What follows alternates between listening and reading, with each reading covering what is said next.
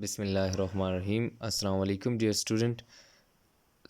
We are studying the chapter cell cycle, and today the topic of our lecture is division phase, which is the second phase of cell cycle. But before moving toward this lecture, we should summarize our last lecture, which was cell cycle. Student, in the previous lecture, we have studied about the cell cycle. That cell cycle is the series of the event in which cell replicate, duplicate, grow in size and reproduce daughter cell. According to cell theory, all cells arise from pre-existent cells by cell division. In this chapter, we will study about the cell division and its types. Here, cell is divided into two phases. One is interphase and second one is division phase. In the previous lecture, we have studied just only about interphase, which is further classified into G1 phase, S phase and G2 phase, while division phase is further divided into two categories.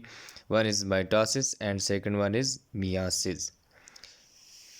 Interphase, which is also called resting phase, it is the longest part of the cell cycle and is the period between the end of one cell division and the start of next division. After this, we have discussed that in interphase, nucleolus and the nuclear envelope are distinct. Chromosomes are in the form of thread-like chromatin. Cell completely prepare for mitosis or meiosis. Interphase is further classified into three categories: G1 phase, S phase and G2 phase. In G1 phase, we have discussed that G stands for gap and G1 is the first and longest phase of interphase. Cell undergo internal chemical changes. Newly cell grow in size and prepare the daughter cell for DNA replication. In G1 phase, ribosomes, RNA and several enzymes are synthesized. After this, we have discussed the S phase, which is called synthesis phase. In this phase, the cell duplicates its chromosomes. DNA of chromosome is copied, replication of DNA, and new protein molecule are attached. And after this, we have discussed that chromosomes consist of two sister chromatids. I have told you that what is sister chromatids. In this phase, cell shows continuously growth along with the growth protein and enzymes are synthesized. These enzymes and proteins are involved in DNA synthesis. After this, we have discussed that G2 phase, period between DNA synthesis and the beginning of active cell division phase. In this phase, cell prepare protein, for example, microtubule framework, spindle fibers required for the cell division. Final event in the interphase with the replication of centrioles and their movement to the nucleus end. This was all about the previous lecture, student, and now we are going towards division phase. It is the second phase of cell cycle in which cell undergoes division either by mitosis or meiosis. Student, इससे पहले हमने interface पढ़ी, उसके सारे अभी मैंने recall किया, जितने भी उसके प्रोसेस थे वो मैंने आपको पिछले लेक्चर के अंदर डिटेल के साथ बताए हैं। आज जो डिवीजन फेज़ हम पढ़ रहे हैं, ये सेल साइकिल की दूसरी फेज़ होती है जिसमें कोई भी सेल डिवीजन करता है अपनी, मतलब कि एक जो पेरेंट सेल होता है वो डिवाइड हो जाता है आगे अपने डॉटर सेल के अंदर। वो दो तरीक़ों से होता है, एक हमारे पास होता है माइटोसिस, और दूसरा जो है वो myiasis. It means division phase के अंदर दो प्रोसेस होते हैं, एक माइटोसिस वाला और मियासिस वाला। माइटोसिस जो है वो स्पेसिफिक सेल के लिए है और इसी तरह मियासिस भी स्पेसिफिक सेल्स के लिए है। जितनी भी हमारी बॉडी सेल्स हैं उनके अंदर माइटोसिस होती है और जितने भी जर्म सेल्स हैं उनके अंदर मियासिस होती है। इसको फिर आगे फर्दर डिटेल के साथ पढ़ेंगे एक एक को।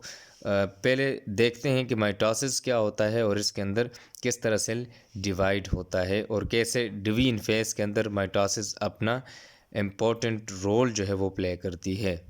Mitosis. German biologist Walter Flemming observe a dividing cell. जो एक जर्मन बायोलॉजिस्ट था जिसका नाम वाल्टर फ्लेमिंग था, जिसने एक डिवाइडिंग सेल को ऑब्जर्व किया। He observe that nucleus undergoes through a series of changes. कहते इसने ऑब्जर्व किया था कि जो डिवाइडिंग सेल के अंदर न्यूक्लियस होता है उसके अंदर एक सीरीज ऑफ चेंज, जो मतलब कि एक जो चेंजेस आ रही थी उसकी एक सीरीज उसने ऑब्जर्व की उस न्यूक्लियस के अंदर। He called these changes as mitosis. वो जो चेंजेस उसने ऑब्जर्व की उसको इसने नाम दे दिया, माइटोसिस का नाम दे दिया। कि ये जितनी भी चेंजेस न्यूक्लियस के अंदर अकर हो रही हैं उसको जो जो उसने ऑब्जर्व की उसको नाम दे दिया माइटोसिस का। अब माइटोसिस की डेफिनेशन की तरफ आ जाएं तो हम माइटोसिस को ऐसे डिफाइन करते हैं। Mitosis is the type of cell division in which cell divides into two daughter cells. कहते हैं कि माइटोसिस हमारे पास एक सेल डिवीजन की टाइप है जिसमें एक सेल डिवाइड होता है टू डॉटर सेल्स के अंदर। इसकी डेफिनेशन कि माइटोसिस जो है सेल डिवीजन की एक टाइप है जिसमें कोई भी सेल अपने टू डॉटर सेल के अंदर डिवाइड होता है। Both the daughter cell maintain the chromosome number at the same level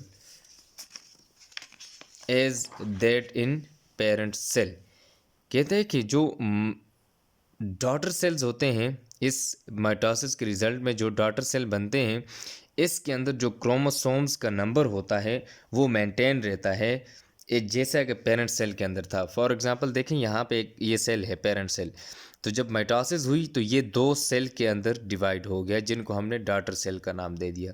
और दूसरी बात जो क्रोमोसोम्स वाली की है कि एक जो पेरेंट सेल है उसके अंदर जितना क्रोमोसोम्स का नंबर होगा वही आगे जाकर दोनों डॉटर सेल के अंदर वही क्रोमोसोम्स का नंबर मेंटेन रहेगा। फॉर एग्जांपल ये जो सेल है इसके अंदर अगर 46 क्रोमोसोम्स हैं, जैसे हमारा 46 क्रोमोसोम्स नंबर है, इसी तरह अब ये जो पेरेंट सेल है इसके अंदर 46, आगे जब ये डिवाइड हो जाता है दो सेल के अंदर डॉटर सेल के अंदर, तो ये जो एक डॉटर सेल है इसके अंदर भी 46 क्रोमोसोम्स होंगे और इस साइड वाला जो होगा इसके अंदर भी 46 क्रोमोसोम्स होंगे।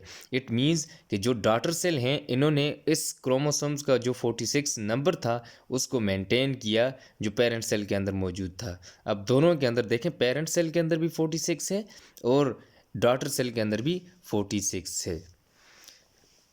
अच्छा, इसके बाद mitosis occur in eukaryotic cell while in prokaryotic cells binary fission take place which is called amitosis. कहते हैं कि जो माइटोसिस होती है ये यूकैरियोटिक सेल के अंदर होती है, जबकि प्रोकैरियोटिक सेल के अंदर माइटोसिस नहीं होती बल्कि एक प्रोसेस जिसको हम एमाइटोसिस कहते हैं, क्योंकि वहाँ पे एक ही वो सिंगल यूनिसेलुलर होते हैं और उसके अंदर बाइनरी फिशन वाला प्रोसेस होता है जिसको हम एमाइटोसिस कहते हैं। यानी कि उसके अंदर माइटोसिस नहीं होती बल्कि एमाइटोसिस वाला प्रोसेस होता है। अच्छा, इसके बाद आ जाएं स्टेजेस ऑफ माइटोसिस कि माइटोसिस जो है वो कौन कौन सी स्टेजेस से होकर फाइनली डॉटर सेल बनता है। जैसे ये देखें एक पेरेंट सेल है तो ये डॉटर सेल, ज़ाहिर तो हमें ये नज़र आ रहा है ना कि एक ही सेल दो सेल के अंदर जो है डिवाइड हो गया तो इसको हम माइटोसिस कहते हैं, लेकिन इसके पीछे या इसके अंदर कौन कौन सी स्टेजेस इन्वॉल्व होती हैं उनको देखते हैं कि किस तरह एक सेल दो डॉटर सेल के अंदर डिवाइड हो जाता है। Generally mitosis can be divided into two main stages, कि जनरली हम माइटोसिस को दो स्टेजेस के अंदर डिवाइड करते हैं। एक को हम कहते हैं कैरियोकाइनेसिस और दूसरी जो होती है उसको हम साइटोकाइनेसिस कहते हैं। अब जो कैरियोकाइनेसिस होती है, कैरियो मीन्स न्यूक्लियस और kinesis mean division. It means it is the division of nucleus. कि ये जो कैरियोकाइनेसिस है, ये न्यूक्लियस की डिवीजन है। क्योंकि देखें जिस तरह ये यहाँ पे हमारे पास एक पेरेंट सेल है, ये इसका न्यूक्लियस है। तो पहले सबसे पहले ये जो प्रोसेस हमने कहा ना कैरियोकाइनेसिस वाला, तो इसके अंदर ये न्यूक्लियस क्या होगा, डिवाइड होगा। पहले न्यूक्लियस डिवाइड होगा, उसके बाद फिर बाहर वाला जो साइटोप्लाज्म है वो डिवाइड होगा। क्योंकि माइटोसिस स्टार्ट यहाँ से होती है, न्यूक्लियस से स्टार्ट होती है। वहाँ पे स्पिंडल फाइबर्स या ये जितने भी उसकी स्टेजेस हैं, ये पहले न्यूक्लियस से स्टार्ट होती हैं, फिर न्यूक्लियस डिवाइड होता है और बाद में जाकर साइटोप्लाज्म भी डिवाइड होता है। तो कैरियोकाइनेसिस जो है माइटोसिस की पहली स्टेज होती है जिसमें न्यूक्लियस डिवाइड हो जाता है। दूसरी स्टेज होती है साइटोकाइनेसिस। अब साइटोकाइनेसिस जो है it is the division of cytoplasm, कि इसके अंदर जो साइटोप्लाज्म होता है वो डिवाइड हो जाता है दो सेल के अंदर। अच्छा, अब इनको देखते हैं कैरियोकाइनेसिस को और साइटोकाइनेसिस को डिटेल में। पहले कैरियोकाइनेसिस को देखते हैं। Karyokinesis is further divided into 4 phases. जो कैरियोकाइनेसिस होती है इसको फर्दर 4 फेजेस के अंदर डिवाइड करते हैं। एक हमारे पास है प्रोफेज, दूसरी जो है मेटाफेज, तीसरी जो है एनाफेज, चौथी जो है वो टीलोफेज है। अब इन एक एक को डिस्कस करते हैं। First one is prophase. Prophase further consist of 2 सब फेजेस। जो प्रोफेज होती है इसको फर्दर 2 सब फेजेस में कन्वर्ट किया जाता है। एक जो है वो अर्ली प्रोफेज और दूसरी जो है वो लेट प्रोफेज। पहले अर्ली प्रोफेज को देखते हैं। Chromatin threads condense coil and shorten to become a chromosomes. जो क्रोमेटिन मटेरियल होता है, जो क्रोमेटिन थ्रेड लाइक स्ट्रक्चर, जिस तरह ये एक सेल है तो इसके अंदर न्यूक्लियस जो यहाँ पे इस तरह प्रेजेंट होता है, यहाँ पे थ्रेड लाइक स्ट्रक्चर, तो वो अपने कंडेंस जो होता है एक दूसरे के साथ जुड़ जाते हैं और उसके बाद कॉइल होकर और शॉर्टन होकर वो क्रोमोसोम्स बना देते हैं। क्रोमोसोम्स हमारे पास इस तरह की शेप होती है, ये क्रोमोसोम्स की ये। तो ये क्योंकि उस वक्त तो ये थ्रेड लाइक स्ट्रक्चर होती हैं, तो जैसे ये अर्ली प्रोफेज होती है तो इसके अंदर ये क्रोमेटिन थ्रेड्स जो होते हैं ये कंडेंस और कॉइल होकर क्रोमोसोम्स की शक्ल जो है वो इख्तियार कर लेते हैं, इस तरह क्रोमोसोम्स की शक्ल। Chromosomes consist of 2 sister chromatids attached at the centromere। कहते हैं कि क्रोमोसोम जो है वो 2 सिस्टर क्रोमेटिड्स पे कंसिस्ट होता है और वो जो सिस्टर क्रोमेटिड्स होते हैं वो सेंट्रोमेयर से अटैच होते हैं एक दूसरे के साथ। यहाँ पे ये पिछले लेक्चर के अंदर भी मैंने सिस्टर क्रोमेटिड्स का आपको बताया था कि ये देखें हमारे पास एक क्रोमोसोम जो है इसके साथ जितने ये जो क्रोमेटिड्स हैं दोनों एक ही क्रोमोसोम्स के, तो उनको हम कहते हैं सिस्टर क्रोमेटिड्स। और ये जिस पॉइंट से एक दूसरे के साथ अटैच हुए होते हैं उसको हम कहते हैं सेंट्रोमेयर। सेंट्रोमेयर ये सिस्टर क्रोमेटिड्स को एक दूसरे के साथ अटैच करवाती है। Now chromosomes are visible under a microscope. जब देखें अर्ली प्रोफेज के अंदर ये क्रोमोसोम्स, ये क्रोमेटिन थ्रेड्स जो मटेरियल जो प्रेजेंट था उसने अपने आप को कॉइल करके शॉर्टन करके एक स्ट्रक्चर अडॉप्ट की जिसको क्रोमोसोम्स का नाम दिया हमने। और वो क्रोमोसोम्स आगे 2 क्रोमेटिड्स के साथ क्रोमेटिड्स पे कंसिस्ट होता है जो सेंट्रोमेयर से अटैच होता है। और ये अब ये स्ट्रक्चर हमें माइक्रोस्कोप के नीचे आसानी के साथ नज़र आती है। It means it is visible under a microscope, के माइक्रोस्कोप के नीचे हम इसको आसानी से देख सकते हैं।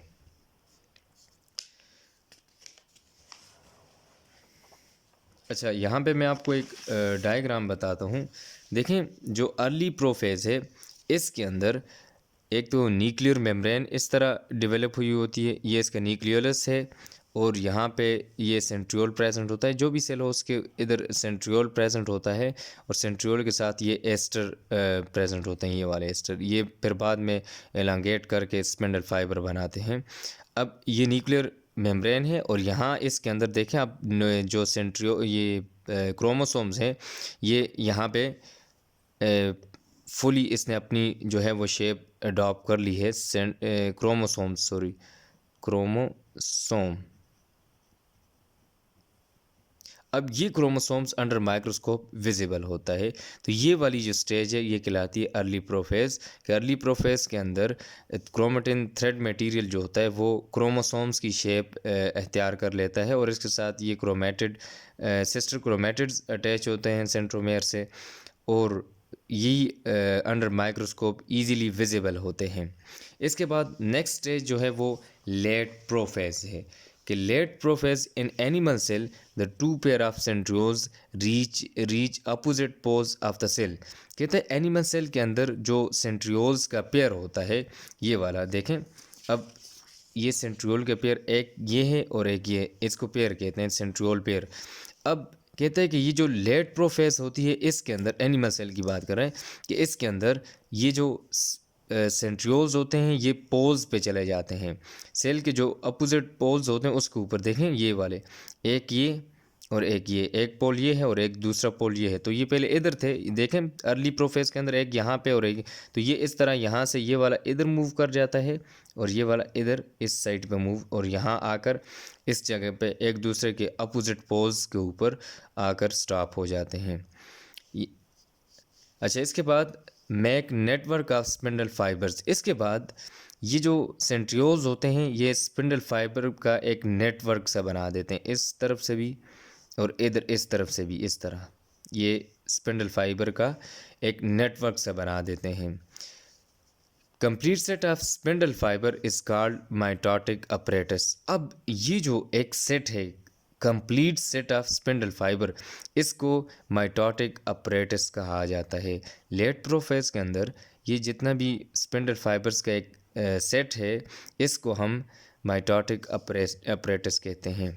ये तो था हमारे पास एनिमल सेल के अंदर, लेकिन प्लांट सेल के अंदर क्या होता है वो देखते हैं। In plant cell no centrioles there mitotic spindle is form by the aggregation of spindle fibres present in cytoplasm. देखें अब हमने जब प्लांट और एनिमल सेल के अंदर डिफरेंसेस पढ़े थे वहाँ हमने ये कहा था सेंट्रियोल्स सिर्फ एनिमल सेल में प्रेजेंट होते हैं, तो फिर प्लांट के अंदर ये वाला स्पिंडल फाइबर्स वाला जो प्रोसेस होता है या ये कौन करवाता है फिर, तो उधर जो है ये माइटोटिक स्पिंडल जो होते हैं ये aggregation of spindle fibres present in the cytoplasm से होते हैं। जो साइटोप्लाज्म के अंदर स्पिंडल फाइबर्स प्रेजेंट होते हैं उनकी एग्रीगेशन होती है। एग्रीगेशन मीन के इकट्ठा होना एक जगह पे। तो जितने भी स्पिंडल फाइबर्स साइटोप्लाज्म के अंदर मौजूद होते हैं तो वो वहाँ पे सेंट्रियोल का जो है रोल प्ले करते हैं। जैसे एनिमल्स के अंदर सेंट्रियोल जो है वो स्पिंडल फाइबर्स बनाते हैं, तो यहाँ पे ये स्पिंडल फाइबर्स जो साइटोप्लाज्म के अंदर मौजूद होते हैं ये एग्रीगेट होकर सेंट्रियोल वाला फंक्शन परफॉर्म करते हैं।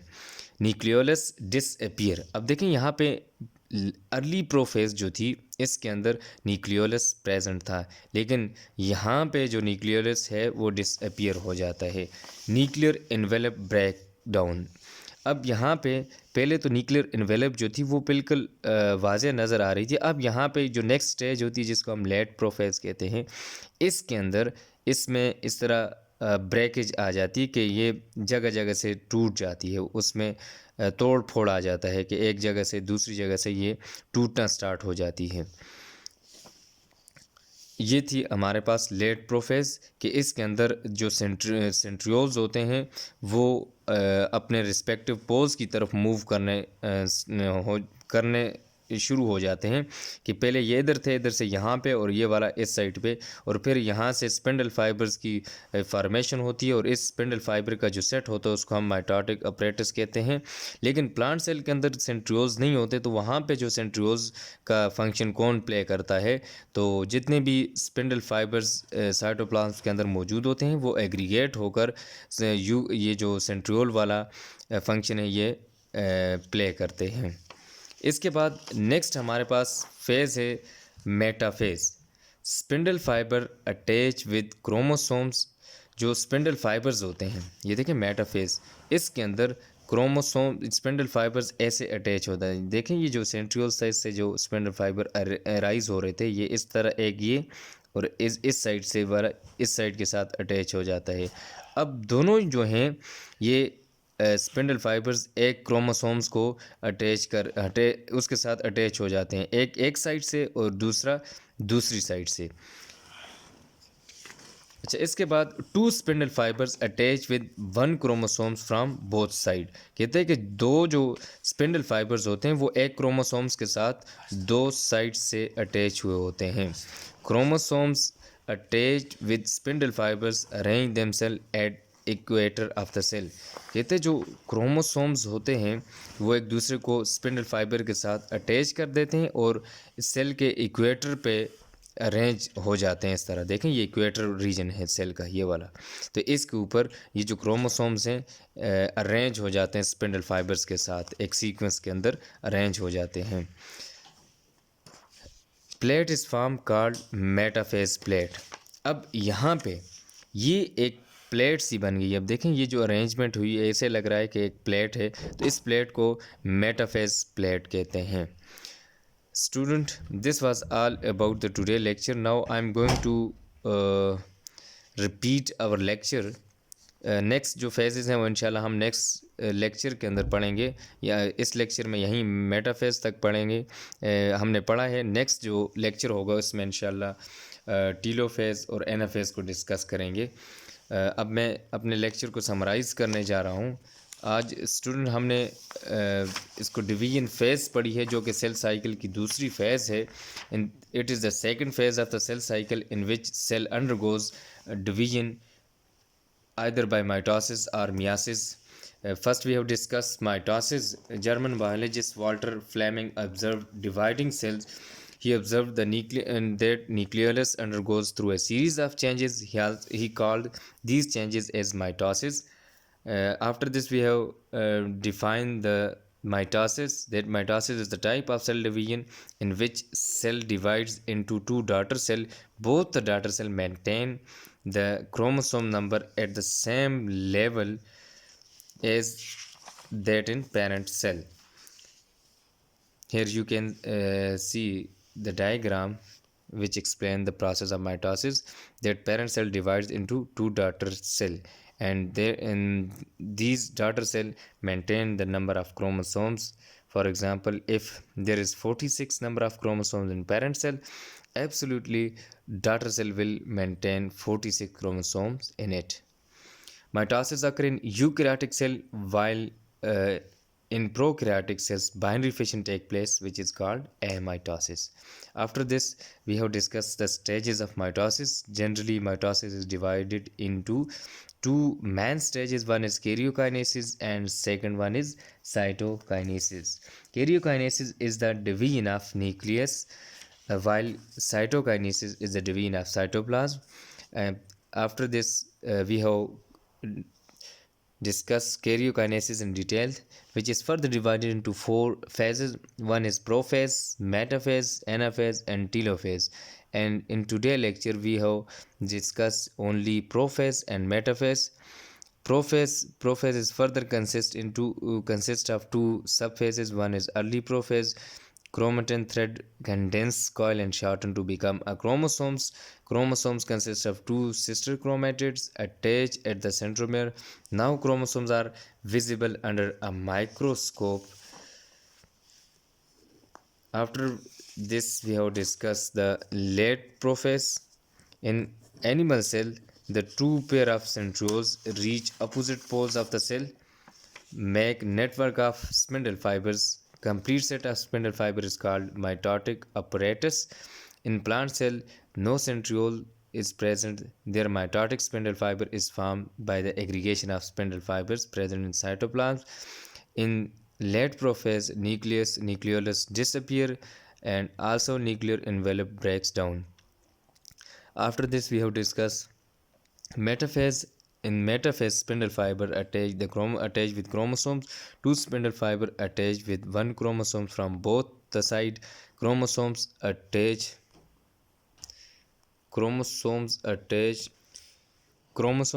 with the spindle fibers arrange themselves at the equator of the cell. Here these chromosomes form a plate which is called metaphase plate. This was all about the today lecture. Student, if you have any problem you may ask, and your home assignment is आप लोगों ने जितने भी main points lecture के हैं वो लिखने हैं, और ये जो डायग्राम्स मैंने बनाई हैं इनको आपने कलरफुल बनाना है, जैसे बुक के अंदर बनाई हुई उसी तरह उसको देखकर, और मेटाफेज तक जितना भी आज हमने पढ़ा है इसको आपने लिखना है मेन पॉइंट्स, और अपनी जो असाइनमेंट पेजेस है उसके ऊपर लिखना है।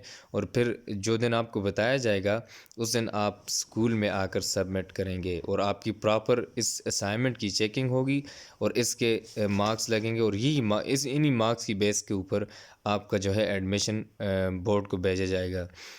अल्लाह हाफिज़।